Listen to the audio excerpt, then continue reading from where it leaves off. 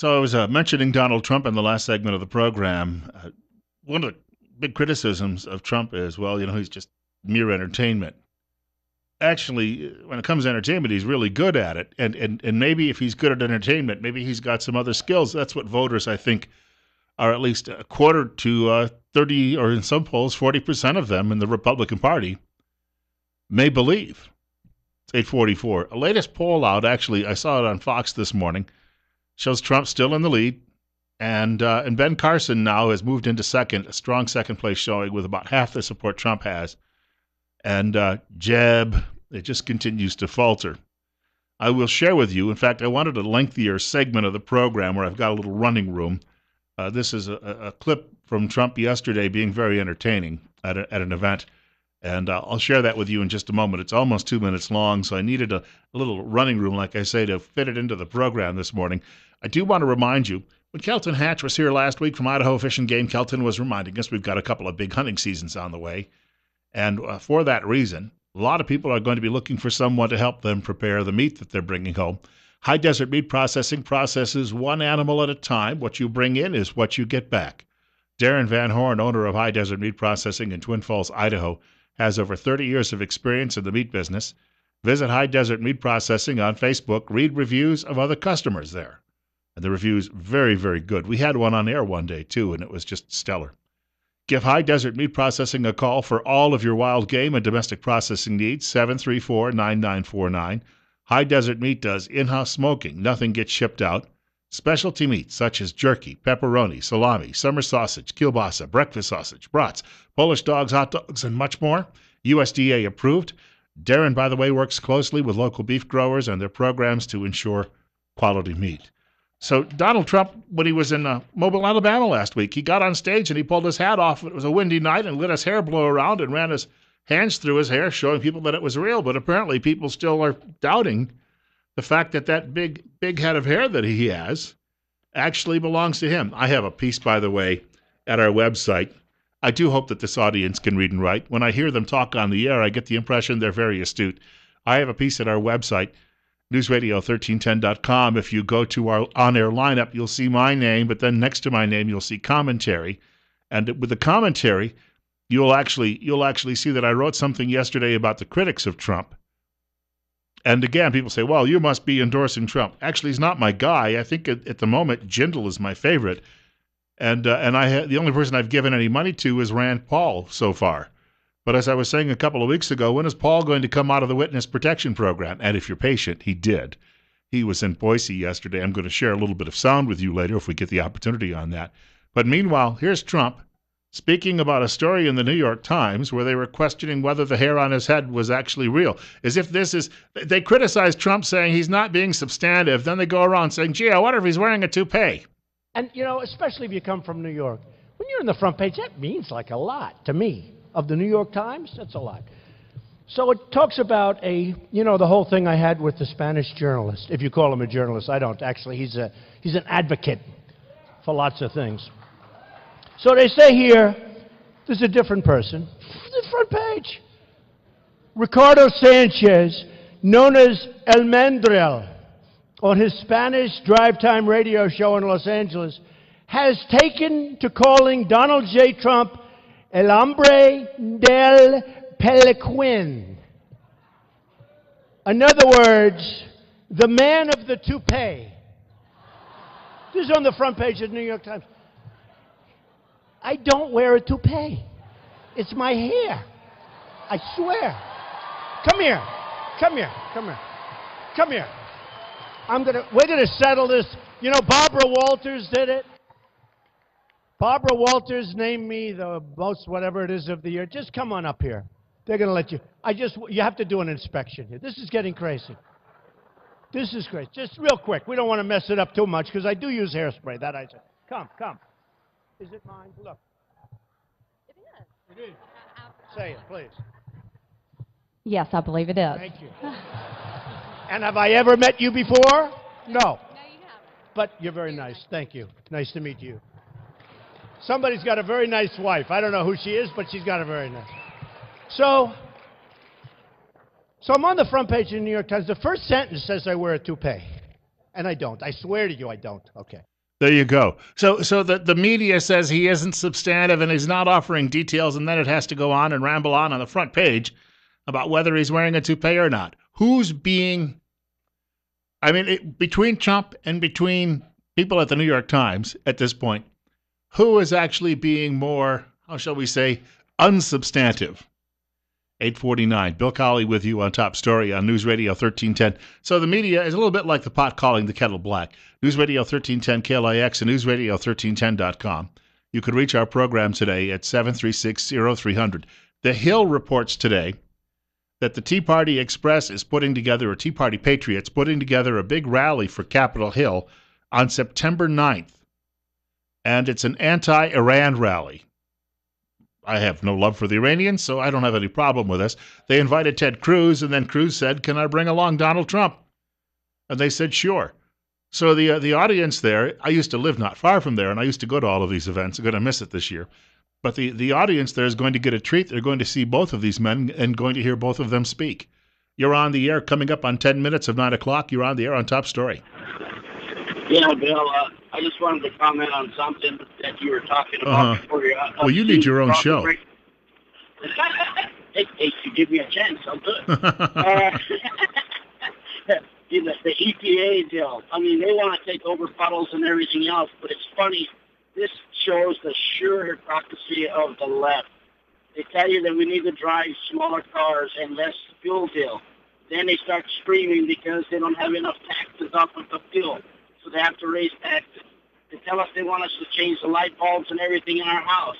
A lady in Oregon did one better and went completely off the grid. And what they do? They came and shut her down and told her that her house was unsafe. I thank you much for the input.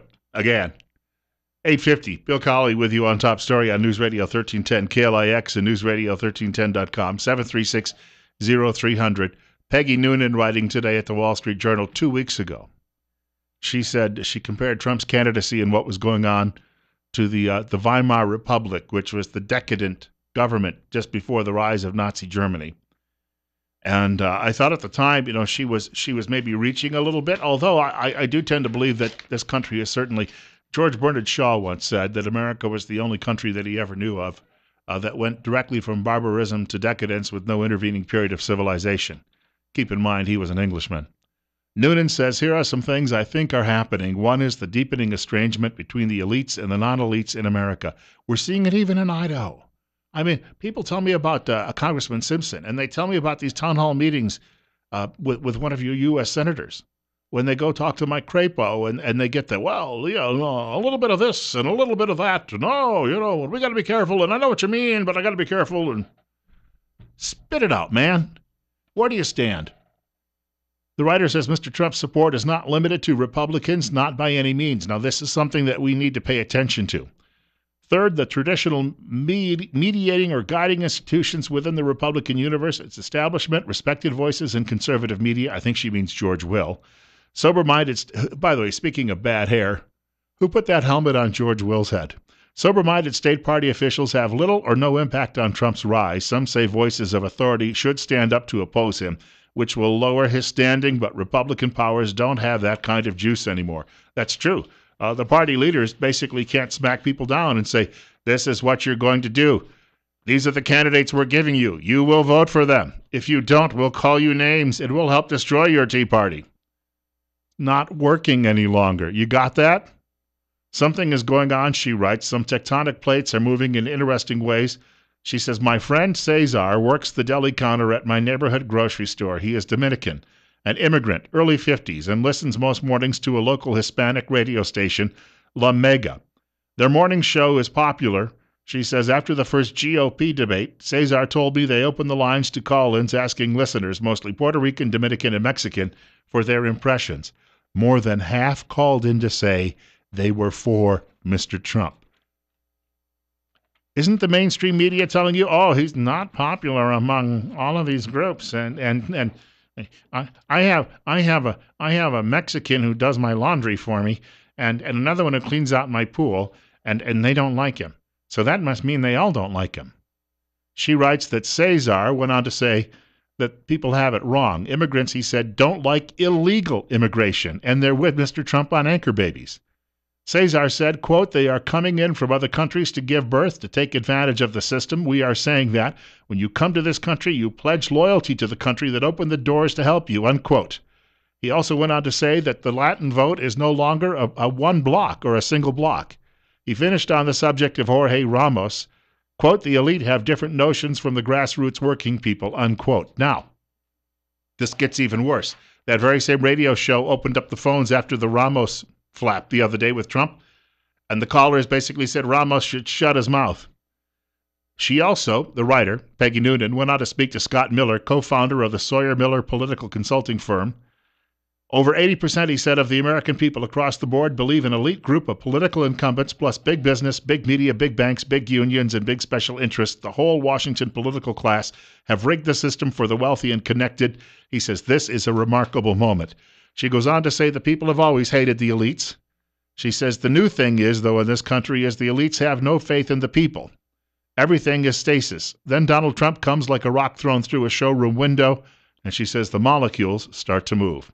8:55. You're up next. You're on the air with Bill Colley on Top Story on News Radio 1310 KLIX. Did I answer that fellow's question? I must have. That's why he decided to bag the telephone call. Either that or, somebody pulled him over and said, hey, get off that phone. We have about another hour of the program left, and just to give you an idea of what we're going to be talking about, I'd like to also get in a couple of mentions about Hillary Clinton calling Republicans terrorists because they're pro-life. And my old coworker, Matt Walsh, who is now a blogger for Glenn Beck's The Blaze, had some rather pointed comments yesterday after hearing Hillary's remarks. She's trying to do anything she can to distract from the fact that she may be on her way to prison. Bill O'Reilly, by the way, last night had a guy on his program, The O'Reilly Factor, on Fox News Channel. The guy's name, and I believe it is Morones. Yeah, that's it. Name is Morones. And Enrique Morones was talking to Bill O'Reilly about this situation. This is what you're getting from the left.